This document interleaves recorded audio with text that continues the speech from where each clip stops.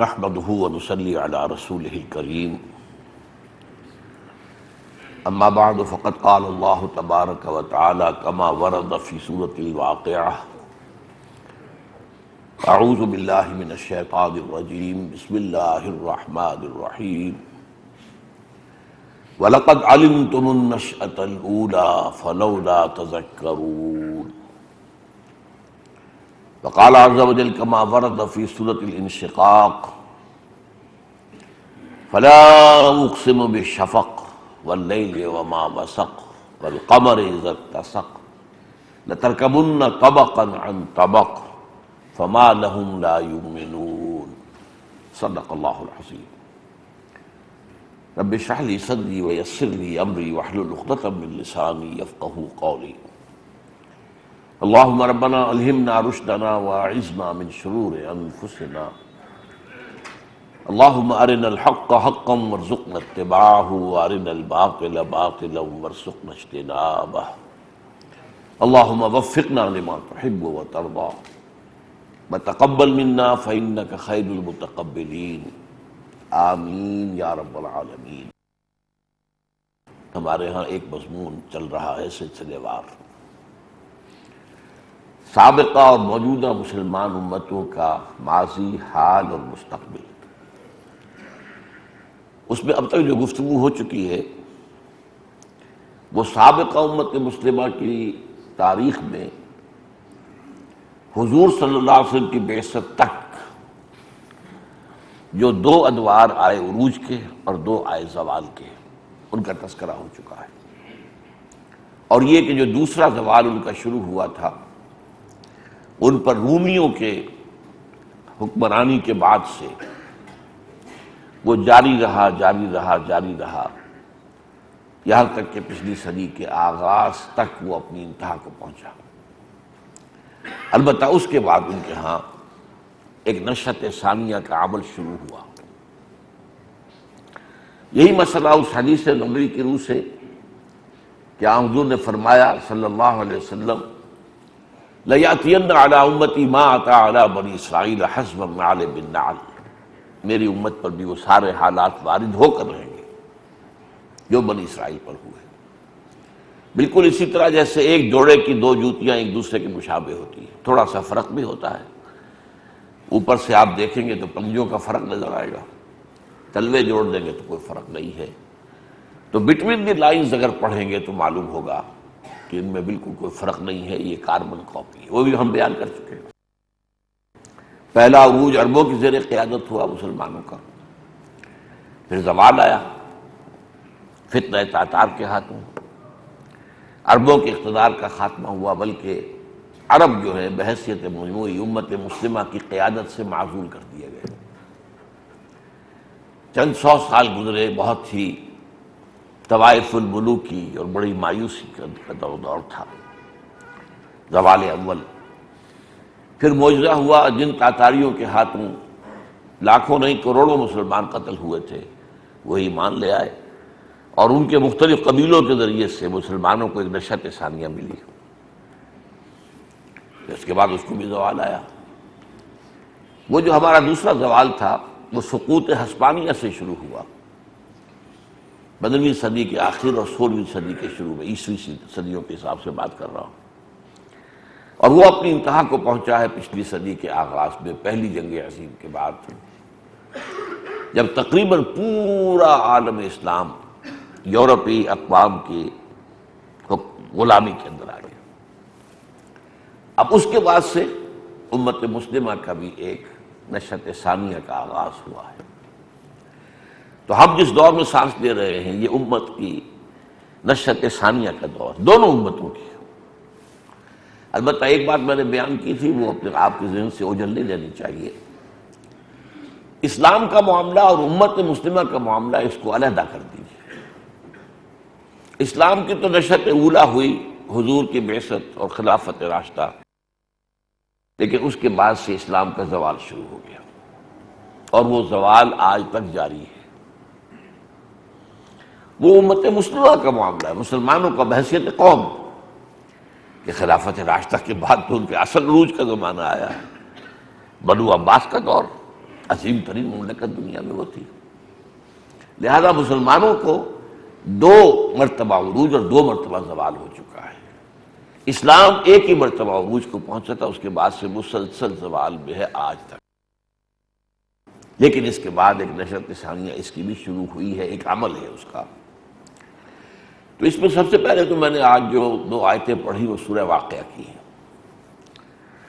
وَلَقَدْ عَلِمْتُمُ النَّشْأَةَ الْأُولَىٰ فَلَوْلَا تَذَكَّرُونَ، یہ مضمون قرآن میں آیا ہے اصل میں اس حوالے سے کہ انسان کی ایک پیدائش وہ ہے جو رحم مادر سے شروع ہوتی ہے، اور وہ مختلف مدارج طے کرتے ہوئے ایک انسان، ایک ننھا سا انسان دنیا میں آ جاتا ہے۔ اس کو تو تم جانتے ہو، لیکن جو نشأت آخرہ ہونی ہے دوبارہ، وَأَنَّ عَلَيْهِ النَّشْأَةَ الْأُخْرَىٰ، یہ کہا گیا ہے سورۃ النجم میں، اس کو تم ماننے کو تیار نہیں ہو۔ کیسے ہوگا؟ کیسے دوبارہ پیدا کر لیے جائیں گے؟ تو خدا کے بندو یہ سوچو، پہلی مرتبہ پیدا کرنا آسان تھا؟ ایک گندے پانی کی بوند سے انسان کو بنا دینا آسان تھا؟ اگر یہ روز آپ دیکھ نہ رہے ہوتے تو کوئی بتاتا کسی کو کہ ایسا ہو سکتا تو کوئی مانتا؟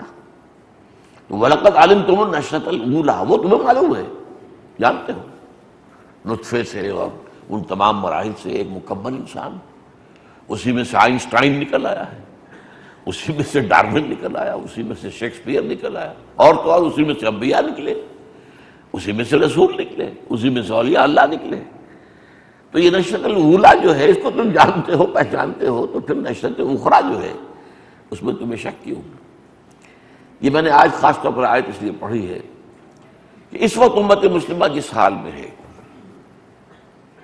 اس میں اس بات کا امکان کہ دوبارہ نشأت ثانیہ ہو جائے گی اسلام کی، اور تیسری مرتبہ نشأت ہو جائے گی ثالثہ مسلمانوں کی، یہ ناممکن سا نظر آتا ہے۔ بالکل وہ کیفیت ہے آج جو بنی اسرائیل پر جو عذاب آیا تھا 587 قبل مسیح میں نبوکڈنضر کے ہاتھوں، یروشلم جو ان کا مرکزی شہر، وہاں ان کا خانہ کعبہ، ہیکل سلیمانی مسمار، ایک اینٹ سلامت نہیں رہنے دی، 2 اینٹیں برابر نہیں رہی، اور تمام آبادی یا قتل اور یا انہیں بھیڑ بکریوں کی طرح ہانک کر بیبیلونیا لے گئے، جس کو وہ کہتے ہیں اور ایرا آف کیپٹیوٹی، ہماری اسیری کا دور۔ اس وقت حضرت عزیر علیہ السلام کا وہ معاملہ قرآن مجید میں سورہ بقرہ میں آیا ہے۔ وہ اجڑی ہوئی بستی جب دیکھی، یروشلم، کہیں باہر سے آئے ہوں گے، ظاہر بات ہے کہ عالم یہودیت تو وسیع تھا نا، کہیں سے آئے، اور یروشلم کو دیکھا کہ کوئی 2 اینٹیں سلامت نہیں، یہ ہیکل سلیمانی جو ہے یہ پڑا ہوا ہے مسمار، اور ایک انسان، ایک متنفس نہیں ہے، ایک متنفس۔ کیف یحیی اللہ ھذہ بعد موتھا، کیسے اللہ دوبارہ زندہ کر دے گا اس کو؟ تو یہ ایک تعجب اس طرح کا کہ اب کیسے بستی ہے دوبارہ بسے گی، کیسے یہاں آبادی دوبارہ ہو جائے گی، یہاں تو کوئی امکان ہی نہیں ہے۔ وہ حال آج ہمارا۔ اس کے بعد کیا ہوا؟ یہ سورہ بقرہ میں ہے، 100 سال کے لیے موت طاری کر دی اللہ نے حضرت عزیر پر علیہ السلام۔ اب وہ تو سوئے ہوئے اس موت کی نیند، اس 100 سال میں ایک انقلاب آ گیا۔ یہ جو نبوکدنضر لے گیا تھا لاکھوں یہودیوں کو قیدی بنا کر، اس پر حملہ کیا ایران کے بادشاہ نے، سائرس کہ خورس، اور اس نے پھر جب عراق پر حملہ کیا، یہ بیبلونیا سے مراد عراق ہے، بابل، تو پھر اجازت دے دی، جاؤ واپس جا کے اپنا تم ہیکل بھی تعمیر کر لو، تم اپنی بستیاں آباد کر لو۔ اس عرصے میں وہ ایک قافلے بن کے آنے شروع ہو گئے، تو گویا کہ نشأت اخریٰ شروع ہو گئی۔ تو اس طرح پھر اسی وقت حضرت عزیر کو اللہ نے دوبارہ زندہ کیا، اور ان کو دکھایا کہ دیکھو یہ بستی تو آباد ہو گئی۔ تو اس طریقے سے یہ اسلام پر بھی نشأت ثانیہ آ کر رہے گی، اور مسلمانوں کی نشأت ثالثہ آ کر رہے گی۔ تو فرق صرف یہ ہے کہ اسلام کی یہ نشأت ثانیہ ہے، مسلمانوں کی نشرت ثالثہ ہوگی، پہلی عربوں کے زیر قیادت، دوسری ترکوں کے زیر قیادت، ترکان تیموری، Terken صفوی، Terken Seljuqi, Terken Usmani, stock ایک ہی ہے۔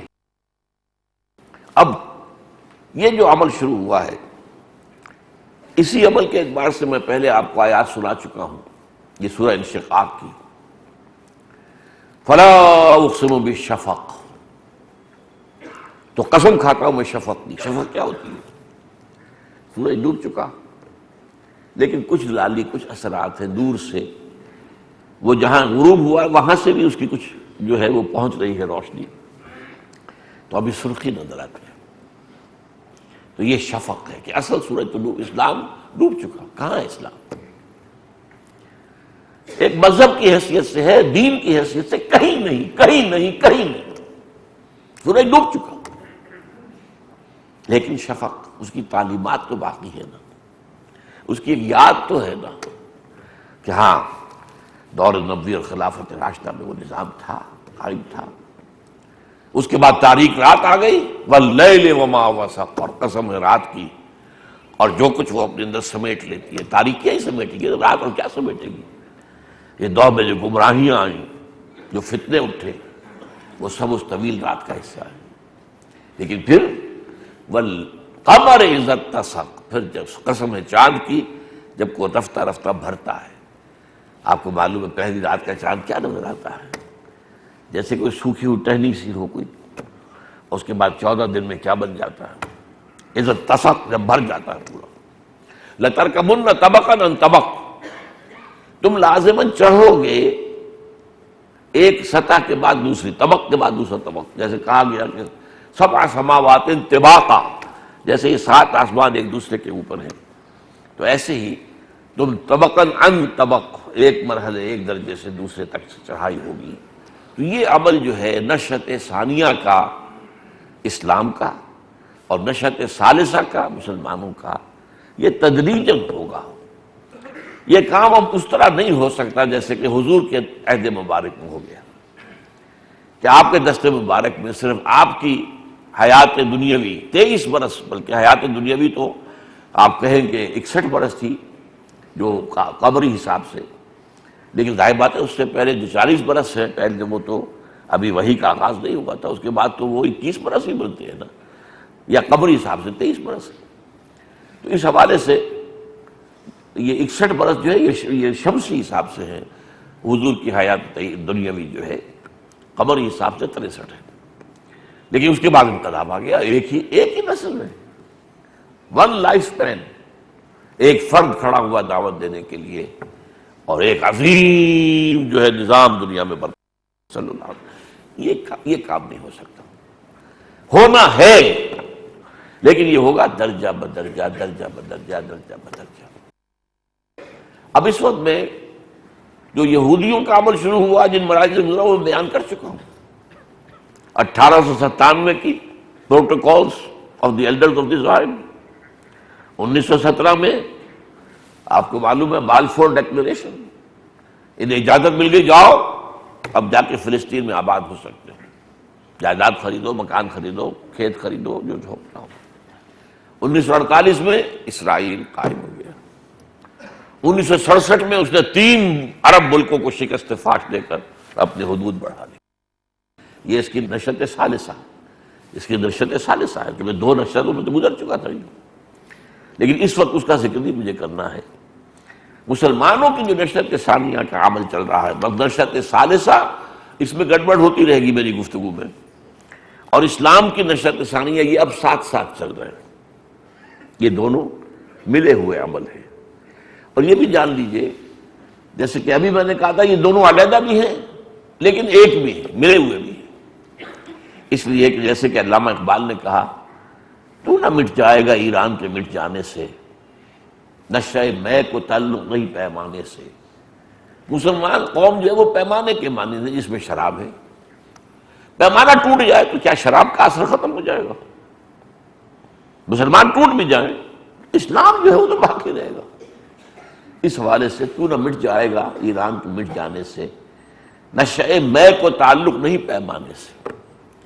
لیکن وہ شکوہ میں یہ بھی کہتے ہیں جو ان کی نظر میں مشہور کہ ہم تو جیتے ہیں کہ دنیا میں تیرا نام رہے، کہیں ممکن ہے کہ ساقی نہ رہے جام رہے؟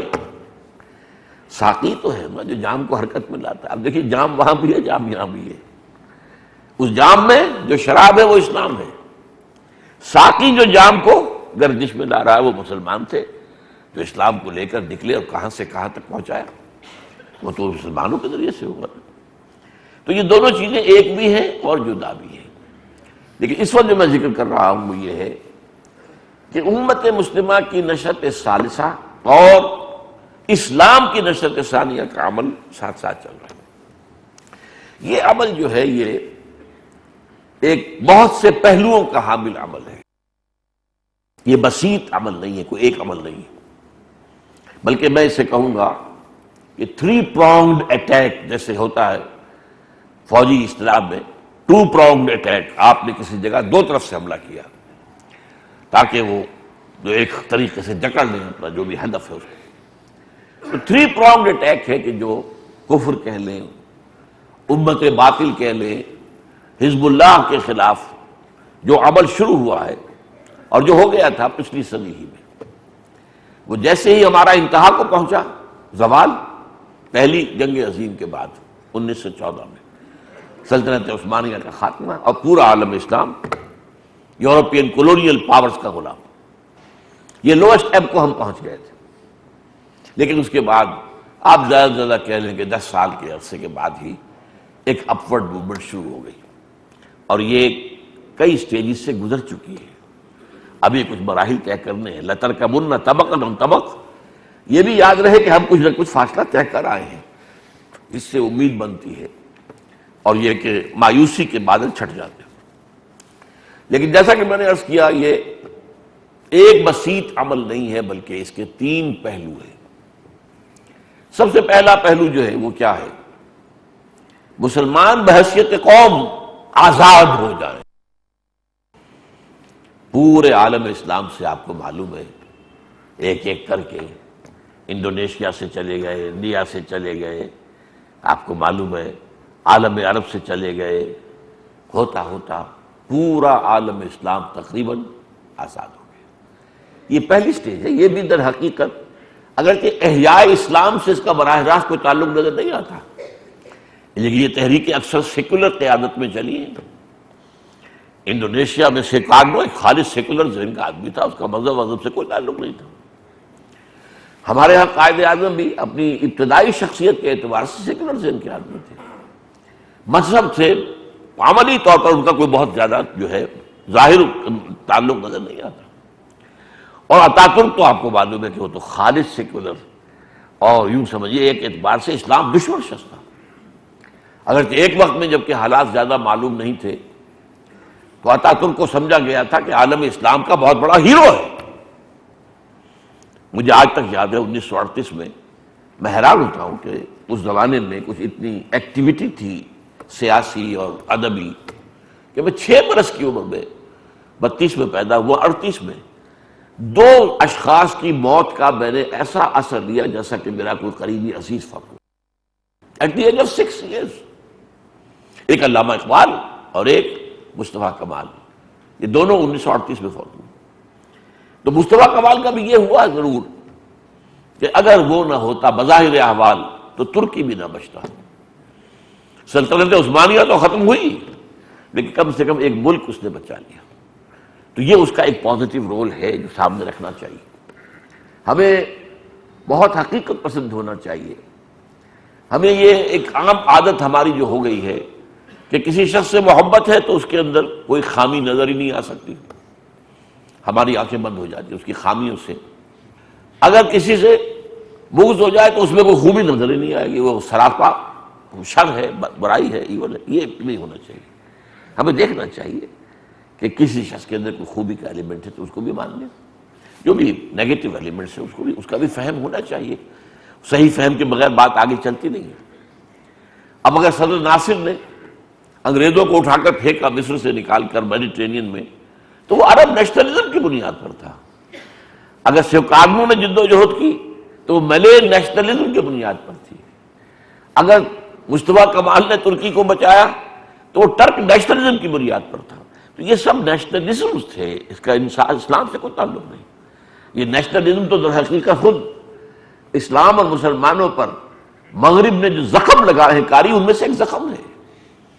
اس کولونیلزم کا دور جو ہے اس سے پہلے پورے عالم اسلام میں اسلام بس ہے، کوئی مقامی نیشنلزم نہیں تھا، بلکہ پورا عالم اسلام جو ایک وحدت تھا اس معنی میں. اگرچہ حکومتیں جدا ہیں، اب ہندوستان میں مغلوں کی حکومت ہے، ایران میں صفویوں کی حکومت ہے، وہاں فلاں کی ہے، آگے عثمانیوں کی ہے، لیکن ایک مسلمان جو ہے وہ وسط سے چل کر ایسٹ تک چلا جائے اس کی کوئی پابندی نہیں ہے. وہ پورے عالم اسلام کا شہری ہے، کوئی نہیں پوچھتا you are not the son of the soil, who are you. آپ کو معلوم ہے ایک سیاح چلتا ہے اور موراکو سے چلتا ہے ہندوستان میں آگے وزیر بن جاتا ہے. بھائی ہو کیسے بن گیا؟ ملت ایک تھی. ملت کی وحدت کو ختم کیا ہے یوروپین کولونیلزم نے. المصر للمصریین الشام للشامیین. اور عربوں تم اٹھو، تمہیں کیا ہو گیا ہے؟ تم ترکوں کے غلام کیوں ہو گئے ہو؟ یہ 1914 کی جنگ میں جو بغاوت کرائی گئی عربوں کے ذریعے سے، یہ سب جو ہے لوکل نیشنلزم، عرب نیشنلزم، ٹرک نیشنلزم اور ملے نیشنلزم ایٹسٹرا. لیکن بہرحال یہ جو ایک پورے پروسیس سے ایک امت کی آزادی کا معاملہ جو ہے حاصل ہوا ہے، لیکن یہ گویا کہ نشأت ثانیہ کا ایک ایلیمنٹ ہے. اس کو ماننا پڑے گا کہ اس کے اندر جو ہے وہ نشأت ثانیہ کا ایک قدم جو ہے وہ پورا ہوا ہے. اگرچہ اب اس میں دو باتیں ذہن میں رکھیے. اگرچہ یہ قیادتیں اکثر و بیشتر جو ہے سیکولر ذہن کی، سیکولر مزاج کے لوگ تھے، لیکن حدیث نبوی ہے، حضور نے فرمایا ہے ان اللہ یؤید الدین برجل فاجر. اللہ تعالیٰ کبھی کبھی اپنے دین کی تائید کروا لیتا ہے کسی فاجر شخص سے، فاسق و فاجر شخص سے. اب مصطفیٰ کمال فاسق و فاجر سے کاٹ دو، فاسق و فاجر، لیکن یہ کہ انہوں نے کم سے کم مسلمانوں کی آزادی کا ایک کام کیا نا، تو اس میں بھی گویا کہ ایک تائید جو ہے وہ اسلام کی تائید کا ایک پہلو ہے. دوسری بات اس سلسلے میں یہ نوٹ کیجئے کہ یہ جو حصہ ہے ہمارے احیائی عمل کا، تحریک پاکستان، اس میں بہت ہی منفرد ہے، ممتاز ہے. یہاں کوئی لوکل نیشنلزم نہیں تھا جسے انوو کیا گیا ہو. اسلام کے نام پر تحریک پاکستان چلی. پاکستان کا مطلب کیا؟ لا الہ، یہ واحد تحریک. پورے عالم، سارے عالم اسلام نے آزادی حاصل کی ہے نا، افریقہ کے ممالک نے بھی اور ایشیا کے ممالک نے بھی. کہیں بھی اسلام کا نعرہ نہیں لگا سوائے تحریک پاکستان کے، اور اس کے نعرے سے گونج گیا پورا جو ہے بر صغیر. پاکستان کا مطلب کیا؟ لا الہ الا اللہ. اور اس اعتبار سے بھی یہ معاملہ تھا ہندوستان کا کہ جب خلافت کے خلاف سازشیں ہو رہی تھی، ابھی خلافت ختم نہیں ہوئی تھی، خلافت تو 1924 میں ختم ہوئی، لیکن سازش جو ہے یہودیوں کی وہ تو سب کو معلوم تھی. اور برطانیہ میں جب بالفور ڈکلریشن آ گیا 1917 کا، تو پتہ چل گیا تھا کہ اب کیا حالات ہیں. تو اس وقت اگر احتجاجی تحریک چلی ہے پوری دنیا میں تو صرف ہندوستان میں. سوچئے خلافت معاملہ صرف ہندوستانی معاملوں کا، مسلمانوں کا تو نہیں تھا. اگر یہ تھا تو پوری دنیا کے مسلمانوں کا معاملہ، لیکن پوری دنیا میں اور کہیں پر کسی کے کان پہ جوں تک نہیں دیں گی. کبھی ہوتا ہے نا جوئیں پڑ جائیں تو جوں اگر کان پہ رینگے گی تو پتہ چلے گا بھیا کوئی چیز چل رہی ہے. یہ احساس تک نہیں. یہ محاورہ ہے کان پر جوں تک نہ رینگے، کہیں پتہ ہی نہیں چلتا. یہاں پر تحریک چلی اور ایسی زبردست چلی کہ اس نے ہندو تک اس میں شامل، گاندھی شامل ہوا. ذرا غور کیجیے.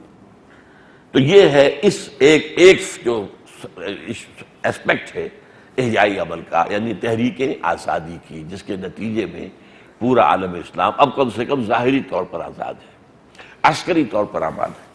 اگرچہ ابھی ذہنی غلامی باقی ہے، اگرچہ ابھی ٹیکنالوجی کے اعتبار سے ہم غلام ہیں، اگرچہ ہمیں ابھی ان کے مالیاتی شکنجوں نے بھی جکڑا ہوا ہے. یہ ہے غلامیاں ہیں، ابھی ختم نہیں ہوئی ہیں، لیکن وہ براہ راست غلامی، ڈائریکٹ سلیوری، وہ ختم ہو چکی ہے.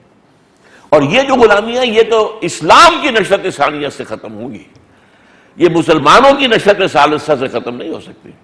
وہ مسلمانوں کی نشأت ثالثہ جو ہے تو ٹھیک ہے، مسلمان آزاد ہو گئے، لیکن اسلام کی نشأت ثانیہ ہوگی تو یہ ذہنی غلامی بھی ختم ہوگی. اور پھر ہر ایک بات سے پھر ہم اپنے پاؤں پر کھڑے ہو کر اللہ پر توقع، اللہ سے امید رکھتے ہوئے پھر ہم باطل کو چیلنج کریں گے اور باطل کا مقابلہ کریں گے. اچھا، اس احیاء علم کا ایک اور حصہ جو ہے عمل کا، وہ ہے علماء کی زیر قیادت۔ علماء دین جو ہے ہمارے، یہ اصل میں ان کا جو نظام جو بنا ہے وہ تو اس وقت بنا تھا جبکہ مسلمانوں کی اپنی حکومتیں تھیں، چاہے خلافت راشدہ نہیں تھی، حکومت مسلمانوں کی تھی۔ تو اس وقت ظاہر بات ہے کہ جیسے کسی بھی حکومت کو مجسٹریٹس کی ضرورت ہے، اور جو ہے جو بھی وہاں پہ حاکم ہوں ان کی ضرورت ہے، حکام کی ضرورت ہے، وغیرہ وغیرہ۔ تو مسلمانوں کی حکومتوں میں یہ 3 عہدے تھے جس کے لیے نظام تیار کیا گیا تاکہ ان عہدوں کو پر کیا جا سکے۔ قاضی چاہیے تھے، فیصلے کر دیے تو وہ اسلام پڑھیں گے، فقہ جانیں گے، تبھی تو فیصلے کریں گے اسلام کے مطابق۔ لہذا سارا ایمفیسس اس میں فقہ پر ہے، اس لیے کہ قانون کے حوالے ہی سے فیصلے ہوں گے۔ پھر اس میں مفتی حضرات کی جو کہ فقہ کے ایکسپرٹ ہوں، وہ قاضی کو مدد کر سکیں گے کہ اس معاملے میں فتویٰ یہ ہے، دین کا فتویٰ یہ ہے، قاضی کو مدد کرنے کے لیے۔ آج کل اس کی جگہ وکیل ہے، لیکن یہ ہے کہ اصل میں مسلمانوں کے دور میں وہ مفتی ہوتے تھے، مفتی کا فتویٰ۔ اور یہ کہ تیسرے نمبر پر خطیب جو ہے، ایک جمعہ سرکاری ہوتا تھا، جمعہ جو آپ انفرادی طور پر نہ کوئی جامع مسجد بنا سکتے تھے اور نہ وہاں آپ خود کھڑے ہو کر خطیب بن سکتے تھے، نہیں، آپ عام مسجد بنا سکتے ہیں، 5 وقتہ نماز کے لیے مسجد بنا لیں، گلی گلی بنا لیں، کوئی پرواہ نہیں، لیکن جامع مسجد وہ تو ایک آبادی میں ایک ہی ہوگی، اور وہاں پر خطیب جو ہے وہ سرکاری ہوگا، حکومت کا۔ ویسے تو یہ ہے کہ اصل اسلام تو یہ ہے کہ اگر لاہور ایک صوبے کا جو ہے صدر مقام تو گورنر نماز پڑھا ہے جمعے کی، گورنر خطبہ دے، خلفائے راشدین خطبہ دیتے تھے، خلفائے بنو عباس کہتے تھے، حالانکہ یہ لوگ اصل میں خلفائے راشدین تو نہیں تھے، لیکن خطبہ تو دیتے تھے، بنو امیہ دیتے تھے خطیب۔ بہرحال تو یہ جو علماء کا معاملہ ہے، ان کا جو رول ہے آج، اس میں ایک نفی بھی کر رہا ہوں اور ایک مثبت بات بھی کر رہا ہوں۔ مثبت بات کیا ہے؟ اسلام کے سٹرکچر کو پریزرو کرنے میں ان کا بڑا رول ہے۔ کہیں کوئی فتنہ اٹھے یہ کھڑے ہو جاتے اس کے مقابلے کے لیے، تاکہ اسلام کا جو ایک ڈھانچہ ہے باقی رہے۔ اگر ڈھانچہ ہی ختم ہو جائے تو پھر تو بڑا مشکل ہو جائے گا، یہ ڈھانچہ ہی رہے تو اس میں کبھی اصل روح بھی پھونکی جا سکے گی۔ تو یہ جو ہمارا انفراسٹرکچر ہے اسلام کا، جو مذہبی نظام ہے، مساجد عبادت، مساجد کو خطیب بھی تو چاہیے نا۔ اب وہ سرکاری خطیب تو ختم ہوئے تھے انگریز کے دور میں آ کر، اب تو خود ہی آپ مسجد بنائیے اور خطیب بنائیے اور خطیب خطبہ دیں۔ تو اس نظام کو برقرار رکھنے میں، اور اگر کہیں فتنہ اٹھے اعتقادات کے اعتبارات سے یا اسلام کے نظام کے اعتبارات سے، تو اس کا مقابلہ کرنے کے لیے علماء موجود ہوتے ہیں۔ فتنہ ختم نبوت غلام احمد قادیانی آن جہانی لعنت اللہ علیہ اس نے شروع کیا، اس کے اندر دراڑ ڈالی، حملہ کیا، علماء کھڑے ہو گئے، علماء نے تحریکیں چلائی۔ پاکستان میں آپ کو بات ہے 1953 میں تحریک چلی تھی، وہ ناکام ہو گئی تھی، اور 1974 میں کامیاب ہوئی، اور پھر ایک فاسق و فاجر آدمی کے ہاتھوں، بھٹو کوئی متقی پرہیزگار آدمی تو نہیں تھا نا، اس کے ہاتھوں اللہ نے یہ فیصلہ کروا دیا کہ قادیانی جو ہے وہ غیر مسلم اقلیت ہے۔ حالانکہ قادیانی توقع رکھتے تھے بھٹو کو اقتدار دلوانے میں ان کا بڑا ہاتھ تھا، لیکن وہ جو توقع تھی کہ اس کے حوالے سے اب ہم، اس لیے انہوں نے خاص جو ہے وہ پریڈ میں سیلوٹ کر کی تھی، سرگودا سے جو ہوائی جہاز ہمارے اڑے فوجی، انہوں نے باقاعدہ جو ہے ربوے میں اس وقت کا جو بھی ان کا جو خلیفہ تھا ناصر احمد، اس کو سیلوٹ کیا تھا۔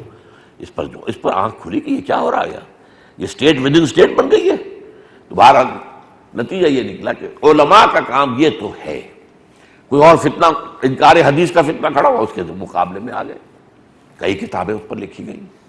اور اگر سر سید احمد خان نے نیچری قسم کی تفسیر شروع کر دی، جن میں معجزوں کا انکار ہے، جن میں یہ ساری چیزیں جو ہے، فرشتے کا بھی انکار ہے، تفسیر ہے، لکھا ہے تفسیر قرآن۔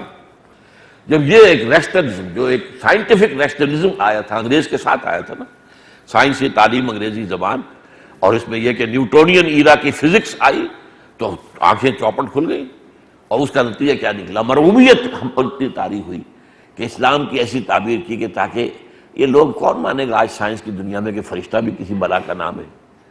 کون مانے گا کہ جن بھی کوئی چیز ہے؟ کون مانے گا یہ کہ سمندر پھٹ سکتا ہے ایک عصا کے ضرب سے؟ کون مانے گا کہ آگ نے اور ابراہیم کو جلایا ہی نہیں، کون مانے گا؟ لہذا ان سب کو کاٹ دو۔ اسلام میں سے جیسے ایک معمار کھڑا ہوتا ہے اینٹ کو توڑتا ہے تاکہ جوڑ ملا سکے، تو انہوں نے اسلام کے اندر جو ہے توڑ پھوڑ کی، سر سید، اور اس کے بعد اس میں قادیانیوں کا حصہ ہے، علامہ مشرقی کا حصہ ہے، اور منکرین حدیث کا حصہ ہے۔ ان کے بھی مقابلے میں پھر جو تفسیریں لکھی گئی ہیں، اس سے پہلے علماء کی تو توجہ ہی نہیں تھی۔ اردو میں تو یہ کہ سب سے پہلے صرف شاہ ولی اللہ دہلوی کے 2 بیٹوں نے ترجمے کیے تھے، باقی کوئی تفسیر اردو میں انہی کے ایک بیٹے نے لکھی تھی، تفسیر عزیز شاہ عبد العزیز نے، لیکن اس کے بعد ہمارے ہاں یہ کام ہو ہی نہیں رہا تھا۔ علماء کو تفسیر کی طرف کوئی دلچسپی نہیں تھی، ان کی ساری دلچسپی فقہ سے تھی، فقہ پڑھو، سارا زور فقہ پڑھے۔ بہرحال اس حوالے سے لیکن پھر جو تفسیروں کا ایک سیلاب آیا ہے اور مسلمانوں نے آرتھوڈاکس انداز کے اندر جو صحیح تفسیر قرآن کرنے کی کوشش کی ہے، وہ میری ایک تحریر اس پر ہے کہ یہ 20ویں صدی کے اواخر سے جو تحریک شروع ہوئی تھی، وہ 19ویں صدی کے اواخر سے 20ویں صدی کے وسط تک جو تفسیریں آئی ہیں، تو رجوع القرآن کا دعوت رجوع القرآن کا منظر و پس منظر میں یہ کتاب ہے، خاصی ضخیم کتاب ہے، پڑھنے کی ہے جن کو بھی اس سے دلچسپی ہو، کہ بحیثیت مسلمان عوام جو ہے ہندوستان میں قرآن کا سے کوئی تعلق ان کا نہیں تھا، بس پڑھ لو ثواب حاصل کر لو جیسے آج ہے۔ باقی یہ کہ اصل میں کورٹ لینگویج جو تھی سرکاری وہ فارسی تھی، فارسی پڑھتے تھے لوگ، فارسی ہندو بھی پڑھتے تھے، آخر سرکاری ملازمتیں انہیں بھی کرنی ہوتی تھی نا، جیسے انگریز کے آنے کے بعد ہم نے بھی انگریزی پڑھی، ہندوؤں نے بھی پڑھی، اس لیے کہ حکومت کے اندر سرکاری ملازمت کرنی ہے سب نے پڑھ لی۔ تو مسلمانوں کی حکومت میں کورٹ لینگویج سرکاری زبان فارسی سب پڑھتے تھے، اور فارسی میں کوئی ترجمہ بھی نہیں تھا، نہ کوئی تفسیر تھی۔ پہلا ترجمہ شاہ ولی اللہ نے کیا ہے، اور اس پر علماء کھڑے ہو گئے کہ یہ کیا تم نے فتنہ کیا، یہ فتنہ ہے، یہ ترجمہ کرنا یہ گناہ ہے، لہذا ان کو تو قتل کرنے کا منصوبہ بن گیا تھا باہر۔ لیکن اس کے بعد جب سر سید احمد خان کی وہ تفسیر آئی تو وہ ایک سٹیمولس بن گیا، ایک تحریک بن گئی مسلمان علماء کے لیے کہ بھائی ہم لاؤ قرآن مجید کے صحیح مفہوم سے لوگوں کو آگاہ کرو اردو زبان کے اندر، ورنہ تو یہ فتنہ پھیلتا چلا جائے گا۔ تو اس حوالے سے علماء کے اندر یہ مس تو ہے کہ وہ دفاع اسلام، عقائد اور اعمال سب کے اعتبار سے وہ دفاع اسلام کا کام تو کرتے رہے ہیں اور کرتے رہیں گے اور کر رہے ہیں، لیکن یہ کہ اسلام کی نشرت ثانیہ کے جو اصل تقاضے ہیں ان کو پورا کرنے کی ان کے اندر استعداد نہیں ہے۔ بلکہ میں افسوس کے ساتھ عرض کروں گا کہ اسلام کا تصور بحیثیت دین ان کے ہاں موجود ہی نہیں ہے۔ اسلام کا تصور بحیثیت مذہب موجود ہے، اسلام کا تصور بحیثیت دین موجود ہی نہیں۔ اقامت دین کا لفظ ان کے ہاں ہے ہی نہیں، ان کی لغت سے خارج ہے۔ مذہب اس میں یہ کہ مذہب کے اعتقادات، مذہب کس کو کہتے ہیں؟ عقائد، عبادات، رسومات، دین کا نام مذہب ہے۔ ان میں اگر کوئی فتنہ اٹھے تو اس کے لیے کھڑے ہو جائیں، وہ ایک دفاع ہے، پروٹیکشن ہے، پروٹیکشنزم کہہ لیجئے اس کو، یہ کام انہوں نے کیا ہے۔ اور یہ بھی نوٹ کر لیجئے کہ جتنے مجددین اٹھے ہیں، ایک پہلا مجدد جو تھا عمر بن عبد العزیز، وہ تو مجدد کامل تھا، اس لیے کہ اس وقت تک اور کوئی خرابیاں آئی نہیں تھی، اعتقادات میں، ایمانیات میں تو کوئی فساد پیدا ہوا ہی نہیں تھا، نہ ابھی جو ہے وہ ریشنلسٹ پیدا ہوئے تھے، معتزلہ، نہ کوئی اور، نہ مرجیہ، نہ فلاں نہ وفلاں۔ لہذا اس کے 2 ہی کام تھے، ایک سیاست میں جو خرابی آئی تھی، موروثی بادشاہ، اس نے کہا میں نامزدگی کی وجہ سے خلیفہ بننے کو تیار نہیں، میں اپنی بیعت سے تمہیں آزاد کرتا ہوں، تم اپنے مشورے سے جس سے چاہو خلیفہ بنا۔ تب لوگوں نے کہا ہم اپنے مشورے سے بناتے ہیں آپ کو، تب انہوں نے قبول کیا۔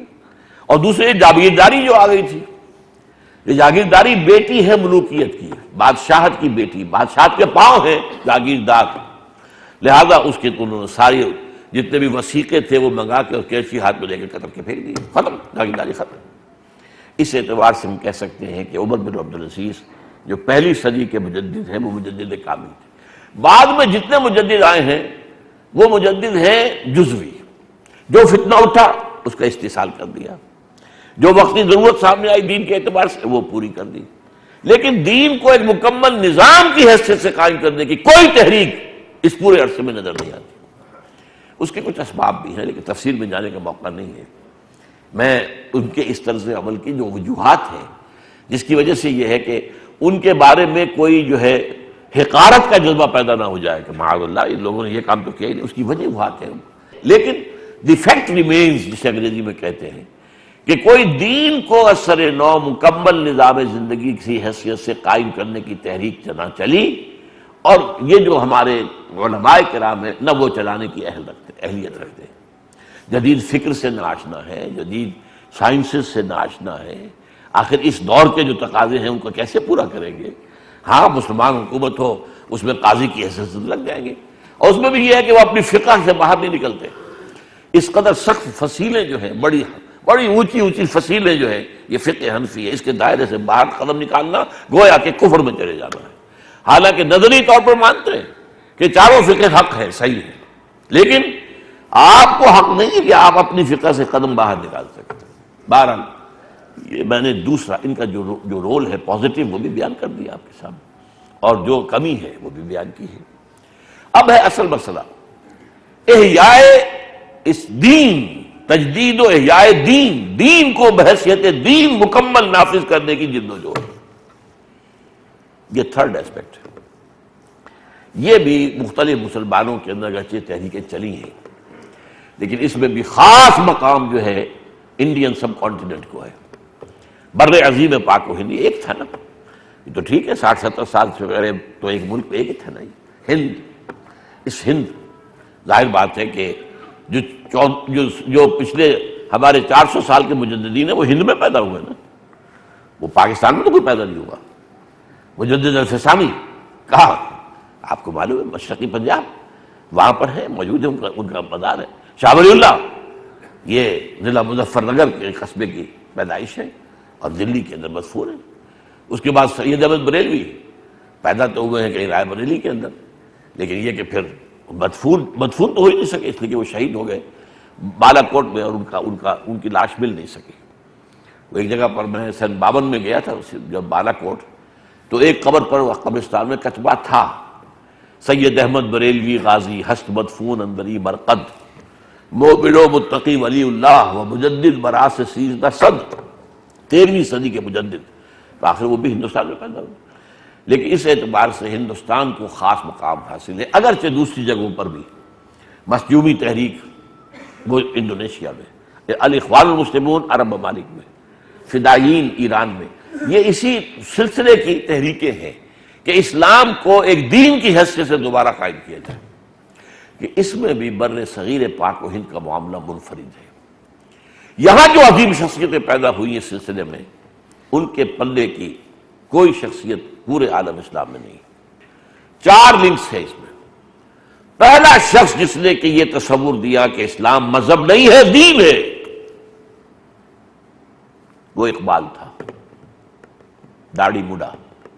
ان اللہ یؤید الدین برجل فاسق، جو داڑھی مڈانے والا شخص ہے، عام مسلمان یہی فتویٰ دے گا فاسق ہے، سنت نبوی ہے، سنت موقدہ ہے، اس پر آپ پھاوڑا چلا رہے روزانہ۔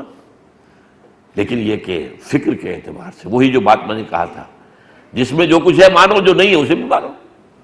کوئی یہ نہیں کہ بس ہول سیل، یا تو ایک شخص آپ کا جو ہے وہ ہیرو بن گیا ہے تو اس کی کوئی کمزوری نہ آپ دیکھیں گے نہ مانیں گے، اور اگر کسی شخص سے بغض ہو گیا ہے تو اس کی کوئی خوبی نہ دیکھیں گے نہ مانیں گے۔ یہ بات غلط ہے، یہ ایکسٹریمزم مان۔ لیکن یہ شخص ہے جس نے پہلی مرتبہ یہ تصور زندہ کیا ہے کہ اسلام صرف مذہب نہیں ہے، دین ہے، اور ایک بہت بڑی دینی مذہبی شخصیت، دینی کی بجائے مذہبی، انہوں نے جب یہ کہا، مسلمانوں کو مشورہ دیا کہ ہمیں کوئی کام ایسا نہیں کرنا چاہیے جس کی بنا پر ہمارے حکمرانوں کو تشویش لاحق ہو جائے۔ حکمران کون تھے؟ انگریز، اس دور کی بات کر رہا ہوں۔ اس لیے کہ انہوں نے ہمیں مذہبی آزادی دی ہے، نماز پڑھنے کی آزادی ہے، روزہ رکھنے کی آزادی ہے، حج کرنے کی آزادی ہے کہ نہیں؟ شادی بیاہ کی آزادی ہے، آئلی قوانین کی آزادی ہے۔ چونکہ انہوں نے ہمیں یہ آزادی دے رکھی ہے، لہذا ان کے لیے تشویش کا موجب نہیں بننا چاہیے۔ اس پر جو فکرہ چست کیا شعر اقبال نے، ملا کو جو ہے ہند میں سجدے کی اجازت، ناداں یہ سمجھتا ہے کہ اسلام ہے آزاد۔ اسلام کہاں آزاد ہے؟ اسلام تو پابند زنجیر ہے۔ کہاں اسلام کے احکام؟ کہاں ہے اس کا سیاسی نظام؟ کہاں ہے اس کا معاشی نظام؟ کہاں ہے؟ تو ملا کو جو ہے ہند میں سجدے کی اجازت، ناداں یہ سمجھتا ہے کہ اسلام ہے آزاد۔ اب یہ بات اقبال ہی کہہ سکتا تھا۔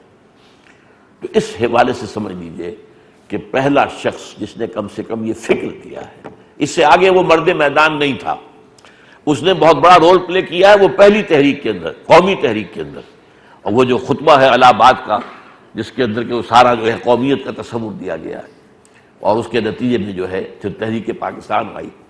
تو وہ فرسٹ جو میں نے آپ کو بیان کیا کہ یہ تین شعبے علیحدہ ہیں. ایک شعبہ قومی اور سیاسی ہے، آزادی کا حصول وہ تحریک پاکستان تھی، اس میں ان کا رول بہت ہے، بہت اہم ہے، فیصلہ کن ہے، مصور پاکستان، بلکہ مبشر پاکستان، مفکر پاکستان تو اقبالی ہے. اسی طرح اس تیسرے کھاتے کے اندر بھی اہم ترین مقام اس کا کہ اس نے کم سے کم یہ واضح کیا کہ اسلام صرف مذہب نہیں، دین ہے. اب اس پر پہلی تحریک جو عملاً اٹھی ہے وہ ابوالکلام آزاد کی تھی. وہ ہمارے ہاں بہت کنٹروورشیل شخصیت ہیں کیونکہ وہ کانگریس میں رہے اور مسلم لیگ سے اختلاف رہا، لہذا عام مسلمان جو ہے خاص طور پر جو بھی پرو پاکستان تھے یا آج بھی ہیں وہ ان سے نفرت کرتے ہیں. لیکن ان کا بھی ایک دور سمجھ لیجئے 1912 سے 1920 تک وہ اقامت دین کی جد و جہد کا دور تھا خالص. جب انہوں نے الہلال نکالا ہے 7 روزہ اور البلاغ پھر بعد میں رسالہ جب انگریزوں نے الہلال کو بند کر دیا، 1913 میں حزب اللہ قائم کی، اللہ کی جماعت حزب اللہ، اور اس کا مقصد کیا تھا؟ حکومت الہیہ کا قیام. تو یہ فرسٹ اٹیمپٹ تھی پریکٹیکلی. لیکن اس وقت تک جو ہمارے ٹریڈیشنل علماء ہیں ان کا ہولڈ اتنا مضبوط تھا مسلمانوں پر کہ انہیں محسوس ہوا کہ یہ بات چلنے والی نہیں ہے. 1920 میں یہ بھی ایک لمبی تاریخ ہے اس کی، جس کو اللہ تعالیٰ نے ایک خاص سبب بنا کر میرے ذریعے سے اس تاریخ کو جو گم شدہ باب تھا اس کو نکال کر اور پبلک میں لے آئی. وہ میری ایک جب کتاب ہے وہ آج کل آؤٹ آف پرنٹ ہے، حضرت شیخ الہند رحمۃ اللہ علیہ اور تنظیم اسلامی، جماعت شیخ الہند اور تنظیم اسلامی. 12 انہوں نے یہ کوشش کی لیکن یہ پھر مایوس ہو کر 1920 میں انہوں نے اس کا بستر گول کیا اور پھر کانگریس میں چلے گئے ایک فریڈم سٹرگل کے اندر کہ آزادی تو انگریز سے حاصل کرنی ہے نا، اس کے اندر لگے. تیسری شخصیت اس میں آئی پھر میدان میں مولانا ابوالعلا مودودی کی. انہوں نے جہاں کام چھوڑا تھا ابوالکلام نے وہاں سے شروع کیا. چنانچہ انہوں نے جماعت اسلامی قائم کی تو اس کا نصب العین کیا تھا؟ حکومت الہیہ کا قیام. اور اس کے لیے انہوں نے واقعہ یہ ہے کہ بہت کام کیا، بہت جم کر کام کیا، علماء کی مخالفت کے باوجود کام کیا، محنت کا مادہ ان میں بہت تھا، استقامت، لگے رہنا، ڈٹے رہنا، یہ سارا کام انہوں نے کیا. اور ایک بہت عمدہ ان کی اس زمانے کی تحریر ہے، وہ میں آپ لوگوں کو مشورہ دوں گا. اس وقت 1940 میں جب انہوں نے لیکچر دیا علی گڑھ یونیورسٹی میں اسٹریچی ہال میں، اسلامی حکومت کیسے قائم ہوتی ہے، ان کا موقف کیا تھا کہ یہ قومی تحریک مسلم لیگ جو ہے یہ اگر کامیاب ہو گئی تو اس سے قومی ایک ریاست تو قائم ہو جائے گی، اسلامی نہیں ہو سکتی. اور وہ صحیح تھی، بات صحیح ثابت ہو گیا. پاکستان تو بن گیا لیکن کیا اسلامی ریاست بن گئی؟ نہیں، ایک قومی ریاست ہے اور بے شمار قومی ریاستوں کی طرح کی قومی ریاست ہے، اسلامی تو نہیں. یہ موقف تھا مولانا مودودی کا جس پر انہوں نے مسلم لیگ سے اپنا راستہ علیحدہ کیا، ورنہ اس سے پہلے فکری طور پر وہ مسلم لیگ کے ساتھ تھے. یہ بھی ایک ہماری تاریخ سے کہاں واقف ہیں آپ لوگوں کو دلچسپی نہیں. جیسا کہ میں نے کہا تھا کہ آج کا انسان جو ہے وہ تو حال میں اتنا مست ہے، اسے فکر ہی نہیں ہے، نہ ماضی کی کوئی خبر ہے اور نہ مستقبل کی کوئی فکر ہے. سوچ ہی نہیں کدھر جا رہے ہیں، کہاں سے چل رہے تھے، کن مرحلوں سے گزرے ہیں، کیا کیا ہو چکا ہمارے پیچھے، ہماری تاریخ کیا، اس میں کوئی دلچسپی نہیں ہے ہی نہیں. وہ تو اپنا آج کا معاملہ ہے، نوجوان ہے تو اس کے سامنے ہے یہ کیریئر ہے، یہ ہے پروفیشن ہے، یہ پڑھنا ہے، MBA کرنا ہے، فلاں کرنا. باقی کیا اس سے غرض ہے؟ ہمارا ماضی کیا تھا؟ کبھی یہ نوجوان مسلم تدبر بھی کیا تو نے، وہ کیا گردوں تھا تو جس کا ایک ٹوٹا ہوا تارا، کبھی یہ بھی معلوم نہیں. کس کو پتا ہے کہ ایک مرتبہ مسلمانوں نے یورپ کی زمین کو روندا ہے، اس کے جنوب مغرب سے شام داخل ہوئے جبرالٹر سے اور ہارٹ آف فرانس تک جا پہنچے تھے، اور دوسری مرتبہ ترک داخل ہوئے ہیں جنوب مشرق سے، قسطنطنیہ سے، اور وہ بھی پھر ہارٹ آف یورپ تک، وینا تک پہنچ گئے تھے. کیا پتا کس کو یاد ہے، کس کو معلوم. کبھی یہ نوجوان مسلم تدبر بھی کیا تو نے، وہ کیا گردم تھا تو جس کا ایک ٹوٹا ہوا تارا. بہرحال یہ جو تیسری شخصیت تھی مولانا مودودی کی جن جماعت اسلامی قائم کی. لیکن افسوس صد افسوس انہوں نے آگے بڑھایا ہے، لَتَرْكَبُنَّ طَبَقًا عَنْ طَبَقٍ. ایک پہلی سٹیج اقبال کی، دوسری سٹیج ابوالکلام کی، تیسرا قدم ابوالعلا کا. لیکن یہ کہ پاکستان بننے کے بعد انہیں ایک سراب سا نظر آیا، جیسے اس کو میں کہتا ہوں سراب تھا، جیسے ایک پیاسے آدمی کو صحرا کے اندر پانی نظر آتا ہے، پانی نہیں ہوتا، وہ اسی پانی سمجھ کر دوڑتا جاتا ہے، بھاگتا ہے. انہیں سلام نظر آیا کہ جیسے اسلام کے نعرے پر پاکستان بن گیا، اسلام کے نعرے پر ہم یہاں حکومت بھی جا سکتے ہیں، تو آؤ نا الیکشن میں ہم اسلام کا نعرہ لگا کر آتے ہیں۔ تو یہاں پر اگر حکومت ہماری بن جائے تو پھر ہم لوگوں کے ذہن بھی بدل لیں گے، نظام تعلیم بھی ہمارے ہاتھ میں ہوگا، ذرائع ابلاغ سارے ہمارے ہاتھ میں ہوں گے، تو ہم پھر بدل لیں گے۔ پہلے یہ کہا تھا پہلے یہ تبدیلی لاؤ گے تب پھر اسلام آئے گا، لیکن پھر کیا کہا کہ پہلے حکومت اگر مل جائے تو پھر یہ ہے کہ ہم اس کے بعد ان تمام ذرائع وسائل کو بروئے کار لا کر وہ تبدیلیاں کر لیں گے۔ یہ ہے تیسری جو شخصیت تھی، اس کی میرے نزدیک معنوی موت جو واقع ہو گئی جبکہ انہوں نے الیکشن پالیٹکس کے اندر داخل ہو کر اور اپنے آپ کو ایک قومی سیاسی جماعت بنا لیا۔ وہ ایک اصولی اسلامی انقلابی اقامت دین کی جدوجہد والی جماعت نہیں رہی، وہ ہے جس کے چوتھے سطح پر تنظیم اسلامی اسی سلسلے کی ایک کڑی ہے۔ یہ سلسلۃ الذہب ہے، یہ ایک سنہری زنجیر ہے۔ یعنی میں نے کہا کہ ایک ہے قومی اور سیاسی تحریک آزادی کی، ایک ہے علماء کی تحریک، اور علماء کی تحریکوں کے اعتبار سے بھی بر عظیم پاک و ہند بہت اہمیت رکھتا ہے، اس لیے کہ آپ کو معلوم ہے کہ یہ جو تبلیغی جماعت کی تحریک ہے یہ علماء کی تحریک کا ایک ایکٹیو رول جو ہے، علماء کا تصور دین مذہب کا، اور اس کو لیکن انہوں نے بڑی زبردست تحریک کی شکل دے دی۔ آج جتنی بڑی حرکت دنیا میں تبلیغی جماعت کے نام سے جاری ہے، دنیا کی تاریخ میں شاید اتنی کبھی ہوئی نہیں، کبھی بھی نہیں ہوئی۔ یہاں تک کہ ویسے تو یہ کہ عیسائی مشنریز جو ہیں ان کا بڑا نظام تھا، ان کے پیچھے حکومتیں تھیں، حکومتوں کے سے ان کے بجٹ بنتے تھے، لیکن یہ جو تحریک چلی، لیکن یہ بھی تصور دین نہیں ہے، مذہب کا تصور ہے، مذہب کے لیے کام کر رہے ہیں۔ تو یہ جو دین کے لیے کام کرنے والا یہ ایک سلسلۃ الذہب، اقبال، ابوالکلام، ابوالعلا اور پھر تنظیم اسلامی، اس کو اب آپ سمجھیں کہ یہ ہے در حقیقت وہ پس منظر کہ یہ ایک احیائی عمل جاری ہو گیا ہے۔ اقول قولی ھذا واستغفر اللہ لی ولکم ولسائر المسلمین والمسلمات۔